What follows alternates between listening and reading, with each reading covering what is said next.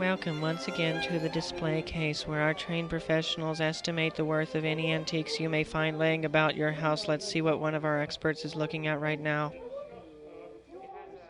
How long have you had this item in your possession? This grandfather clock has been a family heirloom for generations now. My great-grandfather found it in Mississippi when he was 13 years old. This actually is an authentic Tannanini clock, handmade by Gerald Tannanini himself from the very trees in his backyard. His house is made out of tin, which was recently bulldozed by an ecologist named Fred Wheatley.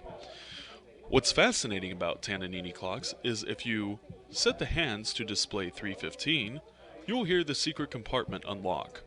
And if you reach inside, you'll probably find something that maybe your grandfather or someone before him placed inside for safekeeping.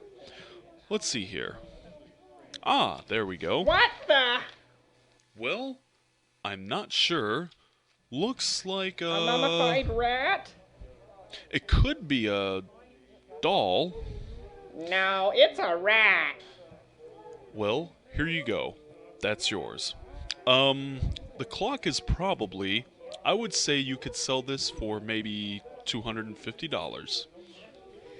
George can make a total profit of $250 for his antique Tannanini clock with only the disrespect of his family spirits to nag on him for eternity. Let's see what's going on elsewhere.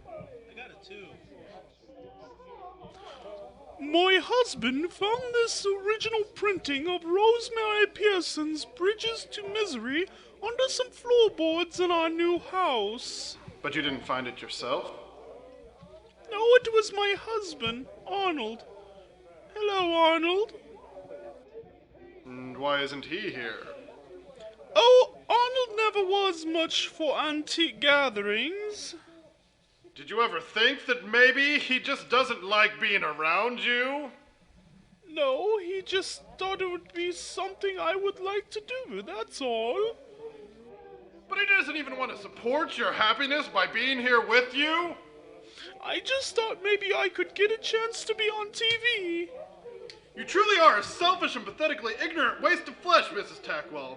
And as for your book, maybe you could get 50 cents for it if it could ever fit into your schedule to not irritate people by wasting their time and instead go to a used bookstore where it will sit on a shelf full of other crappy romance novellas for 5,000 years until some horny old woman decides she wants a giggle and a cheap thrill. You people make me sick! Bridges to Misery by Rosemary Pearson. Original print. Estimated value 50 cents. I have with me Craig and Maddie Bumstead. Mr. and Mrs. Bumstead, you seem to have a very fascinating specimen of antiquity with you this evening. Could you tell our listeners at home more about this magnificent find? Well, me and Maddie were drinking lemonade on the porch while our kids were playing in the backyard, and we saw little Sadie about to put something in her mouth. So I yelled at her to put it down, but she didn't hear me. So I run over there and I gave her a good swatting, you know. And then I found me this. It appears to be fecal matter. Is that correctly your assumption as well? Yeah, it's a lump of poop.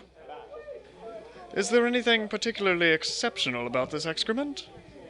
We think it might be Eleanor Roosevelt's. Yeah, but it could be Nick Nolte's too. I would suggest having it examined more thoroughly by a professional clinic before saying exactly how much a piece like this could go for on the market.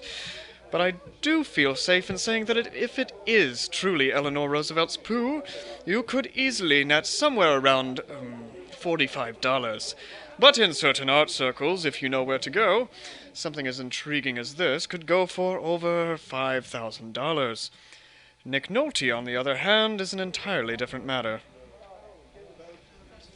Eleanor Roosevelt's dung, $45,000 to $5,000. That is all the time we have tonight for the display case. Be sure to join us next week when our experts will estimate the street value of a human being. Good night, and remember, if you find anything under the dust, sell it.